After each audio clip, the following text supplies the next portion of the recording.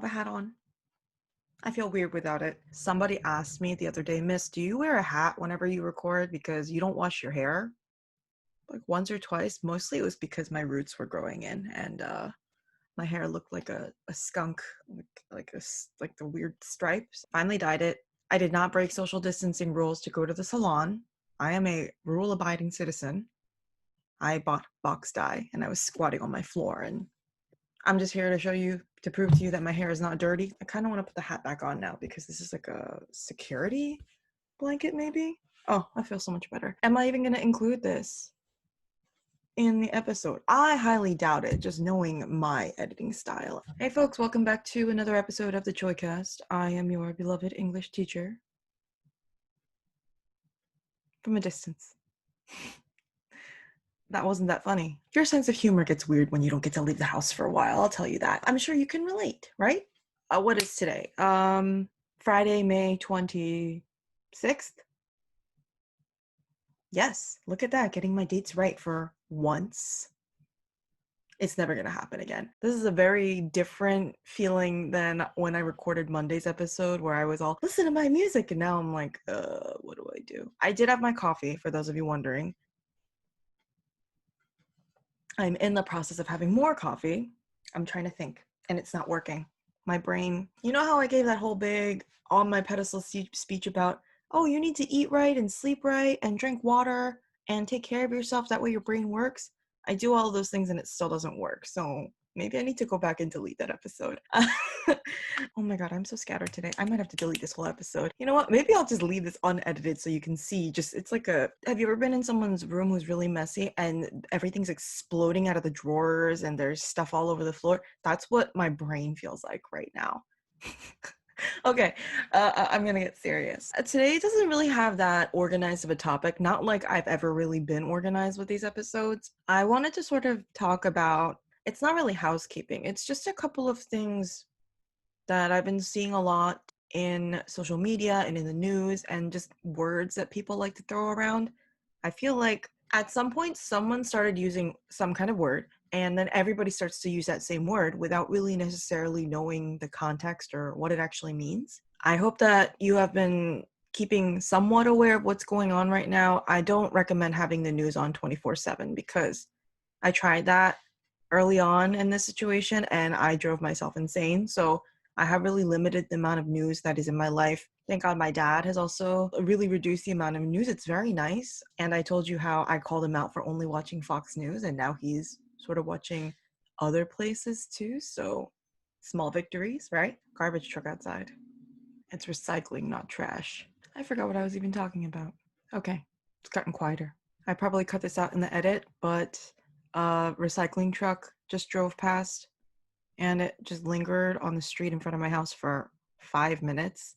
I'm telling you, the curse of this podcast is real. Anytime I sit down to record, garbage truck, recycling, lawnmower, screaming child, bird. There's a bird that likes to sit. So I have a power line right outside my window and it attaches to the wall of my house. And there's a bird. I don't know if it's the same bird. It'd be weird if it was a different bird, but birds just like to sit there and smash against the wall of my house. And I'm like, what are you doing? What's happening? It's like a bird mosh pit out there. So I believe I was talking about, words that we hear being thrown around. So a word that I've been hearing a lot in the news lately is, well, not a word, right? It would be a phrase because a word is one word. You'd think being an English teacher, I would know that. I really don't. People have been talking a lot about the new normal. I take issue with that phrase in itself because nothing about the situation is normal right now. To call anything that has to do with what's happening right now any kind of normal, it makes absolutely no sense. So if you are hearing people saying the new normal, just know that it's okay to not feel like anything is normal. I don't know if anybody's told you this, but right now you're going through a really scary and stressful time. It is okay to not feel like anything is going to be okay. It's crazy. And I can't even say by any standards of how you should be dealing, how you should be coping, because there's no guideline for what's going on. I don't have a handbook that says how to deal with, no, we don't have this. And I would actually argue that there are a lot of you right now that are experiencing emotions and things that are going to possibly leave trauma later on. And that's okay too. It is fine to feel battered and scared and to feel like this leaves some kind of scar on you, because nobody prepared you to be able to deal with something like this. There are even adults right now who I would say are going to need therapy after this time, just because there's a lot of different things happening at once. So number one, don't let anybody tell you we're going to go back to normal after this. It's okay not to feel ready for normal. If you're ready for normal and you're like, as soon as they let me out of the house, I'm going to go. Good for you, as long as it's safe to do so. But for those of you that go, how can you act like this didn't happen? That's okay too. That's going to be the response that's right for you. I don't really know for sure what school is going to look like in the fall. I don't even know what it's going to look like for summer school. I believe that we have plans to do summer school online, virtually, like through Apex. So if you need to make up classes, you would be doing what you're doing right now, just in the summer, which I don't know particularly if that's what you want to be doing. So try your best to pass your classes. I say that as if every teacher is being consistent with their grading, with their attendance and all that stuff. I know that everyone is all over the place. So try your best to pass. If you end up having to do summer school though, it's probably going to be through Apex virtually. I don't think they're going to want us in the school building. There are some places that are talking about how we should be reopening schools in the fall, and try to promote social distancing in the school building. They're talking about maybe staggering schedules so not everybody comes in at the same time, maybe doing block days. I really don't know what it's going to look like, and I wish I did know so that I could tell you, so that you could at least be prepared. No idea. Yeah, but I really feel like one of my big things is I like being a teacher because I get to know everything and I get to feel smart. And this is kind of hard for me because I like to be sure of what's going to happen. And right now, there is no certainty. And I can't imagine, if I feel kind of bothered by that, I can't imagine how that feels for you guys. But just know that the world isn't ending. It might feel like it, but the world is not ending. The world did not end after the Black Plague. It did not end after the Spanish influenza pandemic. It did not end after 9/11. Bad things happen, and we wish that they wouldn't, but we move on from them. I'm not going to say that we're better for it, but the things that you experience and you learn in those experiences, they help you become stronger and they help you be able to tackle the challenges that are ahead of you. I'm always really afraid that the things I'm going to say are going to sound very fatalistic and it's inevitable you're going to struggle, but struggling is proof that you are alive. If everything in life is easy and straightforward and predictable, that sounds like a horrible life, honestly. There is no challenge, there is no fun, there is no satisfaction in anything that happens. Part of what's kind of cool about life is that you don't get to predict it, and it throws new things at you and you grow and you learn, and sometimes you fall on your ass and you got to pick yourself up, but that's okay too. And I'm not saying that a worldwide disaster like this is good, but I'm saying that you have to be able to find the one or two positives in your life so that you don't focus on the negatives. For example, for me, this has been a time for me to finally make the podcast for our class that I really wanted to. I'm not saying I'm glad that there's a pandemic going on, but that's one positive, right? Another positive is that I've been able to spend more time with my family because I saw my parents after I got back from work, and then we ate dinner and then I went to bed. There wasn't that much time spent with them, but now I get to see them more. I can't really go out with my friends to do things. So if I want to go out to do anything, I have to take a walk around my neighborhood in the morning when there aren't that many people. And that's been nice to go outside because I don't really go outside. I'm in my home, in my room all the time. It's very bad. Don't put words in my mouth and say, "Oh, Miss Choi said that she's glad for this pandemic." No, I'm saying that if it's possible, try to find the one or two good things in your life right now. It doesn't make the bad stuff go away. It just makes it easier to appreciate the good stuff that is going on. Sometimes people say that getting negative emotions off your chest is healthy, and I do agree. I think that it's important to find healthy ways to express our emotions and to find healthy ways to release stress or pent up energy, I think that's really great. But one other thing that is important to remember is that if you start to complain and to be angry, it's good if you can stop at just you vent and you're done with it. But a lot of times getting angry and getting frustrated and expressing that can actually lead to more anger and more stress, and you kind of build up and you get angrier and angrier and angrier and unhappier. I think that's going to be different for everybody. So you know yourself best. If you say, Miss, I need to vent and then I'm good, go for it.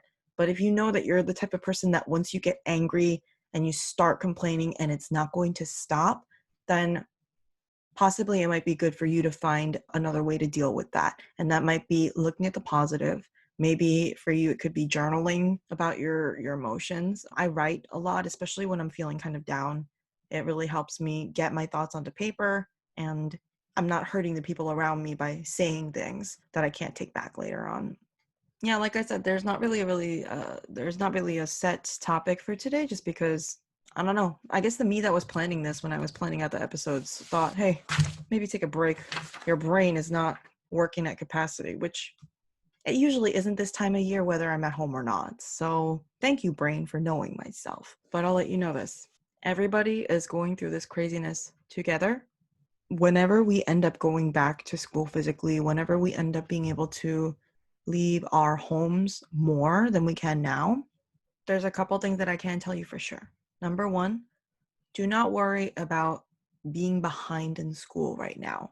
This virtual remote teaching, whatever you want to call it, it's not regular learning. You know that. You are all very smart. You know that this is not the way things are meant to be done. It is triage. It's emergency treatment because we have no other solution right now. So the stuff in Apex, some of it is really good. Some of it was stuff that I was planning to teach you anyway, and some of it is just not what I would have chosen to teach you. Everybody is going through that at the same time right now, in the grades below you, the grades above you, and in your grade. Know that when we go back to school, you're not going to be dumb and to have missed out on something that you should have gotten. Everybody is going to be missing the same piece. Don't worry about that. That's my job and the job of other teachers to catch you up, and we will do that whenever we can. Don't worry about that. That's not your thing to worry about. Number two, there's no point in worrying about the things that we can't change. It's more important to look at what you can affect and what you can improve and focus on that. Because I think the way that someone explained it to me once is that, do you know that the earth makes a sound as it rotates? Think about it. It's a huge, huge, huge, huge rock in space, and it's spinning around so quickly, and it's moving around the sun every day. That makes a huge noise. But we can't hear that because we go deaf. Our ears are only built to hear within a certain frequency and within a certain volume.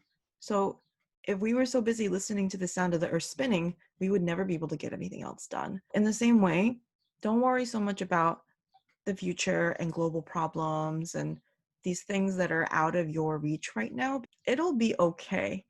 This sounds kind of reckless for me to say as a teacher, because I should be all, you need to get your stuff together, you need to think more about, but you also have to understand that you're one person and you're a very important person, but you can only do what a person can do right now. And your job right now is to stay healthy and to try your best at school given your situation. I know that's not going to be the same for everyone. That's pretty much it. Don't try to take on the responsibilities of other people that you don't have to. Let the politicians fight among themselves. Let the teachers figure out how they're going to teach you. Let your parents decide how they are going to deal with whatever stuff is going on in the family.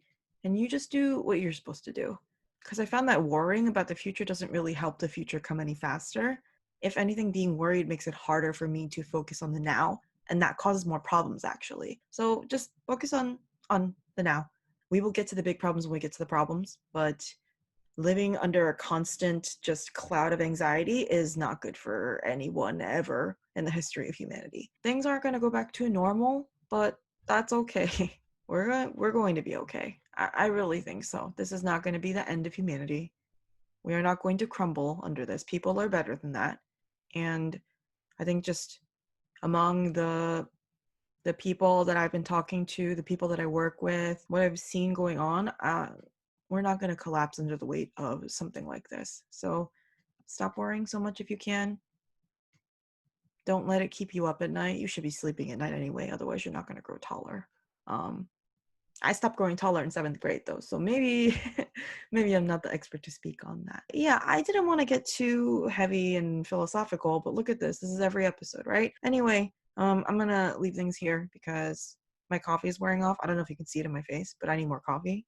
And then I need to get ready for the next lesson of Apex and put together all that stuff for you guys. So I'm gonna get going. Chin up. You're gonna be okay. I'll talk to you next time.